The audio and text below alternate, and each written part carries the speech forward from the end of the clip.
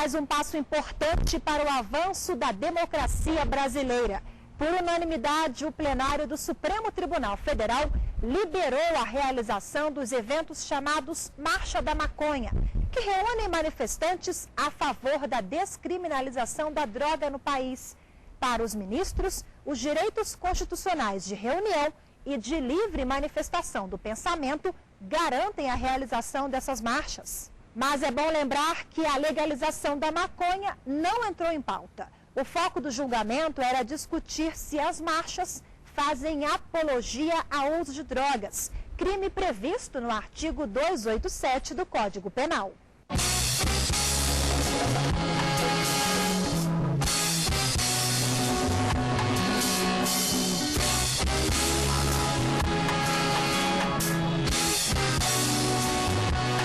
Ideias podem ser libertadoras. Liberdade pra dentro da cabeça. Liberdade pra dentro da cabeça.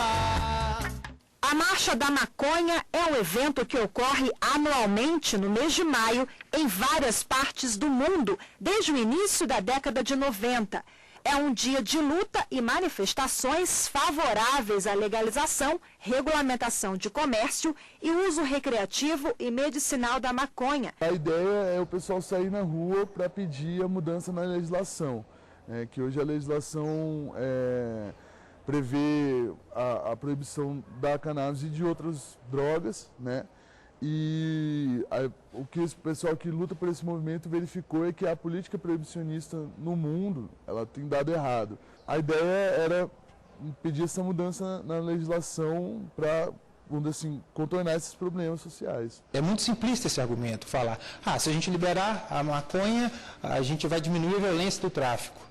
A violência das drogas não está limitada ao tráfico de drogas. A violência ela também vai até aquele usuário. O cultivo, o comércio e o consumo da maconha são proibidos no Brasil desde 1932, por meio de um decreto do então presidente da República, Getúlio Vargas. De lá para cá, várias leis foram editadas sobre o assunto. A última delas, de 2006, é conhecida como a nova Lei de Drogas. A Lei número 11.313, sancionada pelo presidente da República, diferencia o traficante do mero usuário, traz medidas educativas, tanto de tratamento quanto de reinserção ao convívio social, e não prevê a prisão do dependente químico. Mas entre os critérios para ser enquadrado como usuário estão a quantidade da droga apreendida, o local e as condições da pessoa que foi encontrada com entorpecente. Os cigarros de maconha são feitos de folhas secas da planta cannabis sativa. A erva contém várias substâncias que têm efeitos cerebrais que oferecem riscos à saúde de quem consome a maconha. A maconha é uma droga ilícita, ela causa prejuízos ao organismo, que os técnicos já falam por todos os lados, e a gente ainda vê alguns técnicos falando no uso medicinal da maconha, mas a gente também tem outros técnicos mostrando que existem outros remédios que são muito mais benéficos para a cura de algumas moléstias do que a maconha. Hoje a gente vê essa alegação como um subterfúgio para o uso ilícito da droga.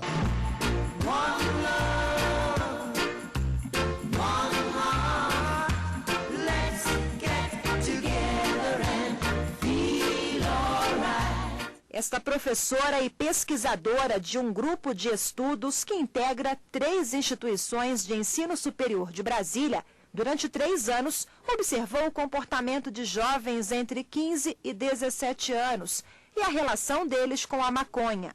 Ela constatou que a principal deficiência é a falta de informação. A informação é muito importante. A escola não pode passar à margem dos problemas sociais e das questões que acontecem na vida dos seres humanos. O uso de drogas no país é sério, o uso de maconha é muito sério, ele causa prejuízos à saúde sim, só que as nossas crianças, os nossos adolescentes, eles têm que ter a informação correta. As instituições de educação superior têm que formar professores que saibam deste processo, que entendam que eu não estou lá reproduzindo conhecimento, eu estou transformando vidas e transformando conhecimento. O organizador da Marcha da Maconha em Brasília, que é estudante de comunicação social e tem 22 anos, fuma maconha desde os 18 e explica que a intenção do movimento não é fazer apologia ao uso da droga. Está escrito na carta da marcha, é reforçado pelos organizadores, tanto na divulgação quanto durante a própria marcha.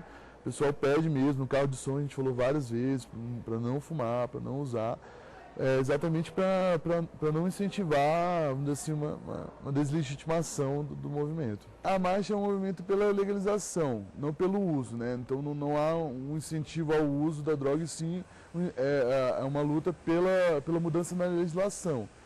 Tanto é que, inclusive, tem pessoas que não usam maconha e vão para a marcha. No Brasil, a primeira tentativa para a realização da Marcha da Maconha foi em 2002, no Rio de Janeiro. O evento teve a repressão da polícia. Dezenas de outras tentativas de manifestações em prol da liberação da droga também foram frustradas ao longo dos anos em várias partes do país. As marchas eram proibidas pela polícia e até por decisões da justiça. Os juízes alegavam desde apologia ao uso de drogas, o que é crime, até formação de quadrilha. Poucas capitais do Brasil conseguiram promover a marcha sem confronto com as autoridades locais.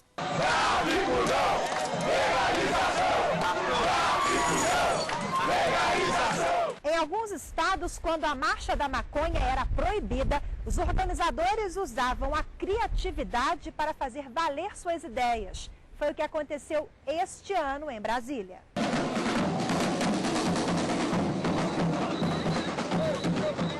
Então, o artifício usado foi também um artifício dentro do próprio texto jurídico, que era o seguinte: como não pode falar maconha, a gente vai falar pamonha, porque mantém o sentido, né? As pessoas sabem do que a gente está falando, mas não fere legalmente a liminar, a proibição. Eita polícia, maconha é uma delícia! Eita polícia, maconha é uma delícia! Eita polícia, maconha é uma delícia! Eita polícia, maconha é uma delícia! Eita polícia, maconha é uma delícia! No dia 15 de junho de 2011, o plenário do Supremo Tribunal Federal pôs um ponto final no assunto. Decidiu pela legalidade das marchas da maconha e de outras manifestações populares nacionais, mas desde que esses protestos sejam feitos de forma pacífica, sem violência e que não haja o consumo de drogas durante os eventos. A decisão sobre a liberação das marchas da maconha foi durante a análise de uma ADPF, ação de descumprimento de preceito fundamental, proposta pela vice-procuradora-geral da República, Débora Duprá, em julho de 2009, quando ela ocupava interinamente o cargo de procuradora-geral da República. Para ela, a liberdade de expressar opiniões é um pressuposto para o funcionamento da democracia. Elas, mais do que emanação, elas são a própria expressão do princípio da dignidade da pessoa humana. Então, qualquer forma de censura sobre o conteúdo da fala, sobre o conteúdo do que se expressa, ela é uma grave violação a esse princípio central à nossa ordem constitucional. Mas, além dessa visão, digamos, substantiva da liberdade de expressão, há ainda uma visão, uma perspectiva instrumental, ao ponto de se dizer que a liberdade de expressão é um metadireito, porque a partir da expressão é que se verbaliza, que se aciona uma série de outros direitos, né? Então, ela portanto, um importantíssimo instrumento para a promoção de outros valores contidos na nossa ordem constitucional. Mas talvez o principal valor que ela promova seja exatamente a democracia. Para defender a liberação da Marcha da Maconha pelo Supremo, a vice-procuradora também citou o ex-presidente da República, Fernando Henrique Cardoso, que publicamente já se posicionou a favor da liberação da droga no país. Além disso, fez e atuou num filme com esse objeto, né? Pergunta-se, esse ex-presidente está fazendo apologia ao crime? O que a conduta dele é distinta daquelas outras pessoas que se dispõem a discutir isso no ambiente público?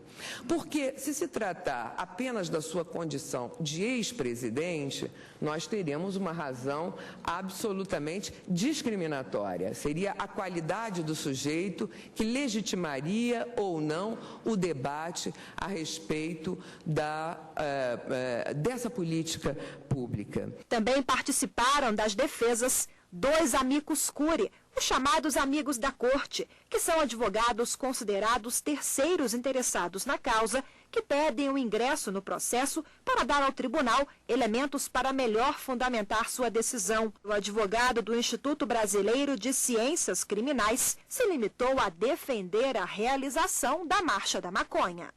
Estão rigorosamente em pauta, como aqui já projetado pela Procuradoria-Geral da República, os direitos fundamentais de reunião e manifestação, enquanto projeções da liberdade de expressão, em cujo núcleo essencial situam-se as faculdades de protesto e de reivindicação, pressupostos, ademais, de uma sociedade livre, aberta e pluralista. Nessa perspectiva, as manifestações que vêm sofrendo censura estatal poderiam ter por objeto as mais diversas temáticas. Poderíamos estar cogitando de manifestações tendentes à descriminalização do aborto, à descriminalização da eutanásia, ou de qualquer outra conduta sobre a qual a sociedade esteja fortemente dividida. Ainda assim, o objeto em pauta seria rigorosamente idêntico. E é preciso, pois, que fique claro que a proteção judicial ora buscada não contempla a criação de um espaço público imune à ação fiscalizatória do Estado. O segundo amicus curiae foi além. O advogado da Associação Brasileira de Estudos Sociais do Uso de Psicoativos, a ABESUP, pedia, entre outras coisas, que o Supremo concedesse habeas corpus de ofício para a permissão do cultivo doméstico da maconha e seu uso para fins medicinais e religiosos. É comprovado, por exemplo, que a cannabis possui propriedades econômicas, médicas, espiritual, religiosa, sendo inclusive um possível uso recreativo, como ocorre com álcool. Em Portugal, por exemplo, já se permite consumo em estádios de futebol. Enquanto o Brasil, não desmerecendo este debate, discutiu a liberdade de expressão, dezenas de países, eu cito alguns, Estados Unidos, Canadá, Israel, Holanda, China, dentre outros tantos, já importam, fabricam, distribuem ou vendem a varejo centenas de produtos, sapatos, sandálias, roupas de cânhamo, shampoo com óleo e semente de cânhamo, papel para reprografia, alimentos, vinho, produção de medicamentos, dentre outras finalidades, gerando emprego, renda e retorno aos cofres públicos por meio da tributação. Em Pernambuco, a erva é fumada nos catimóis, lugares onde se fazem os feitiços e são frequentados pelos que ali procuram a sorte e a felicidade. Em Alagoas, nos sambas e batuques, que são danças aprendidas dos pretos africanos, usam a planta. Daí a importância de abrirmos a cortina de fumaça e quebrar tabus em nossa sociedade.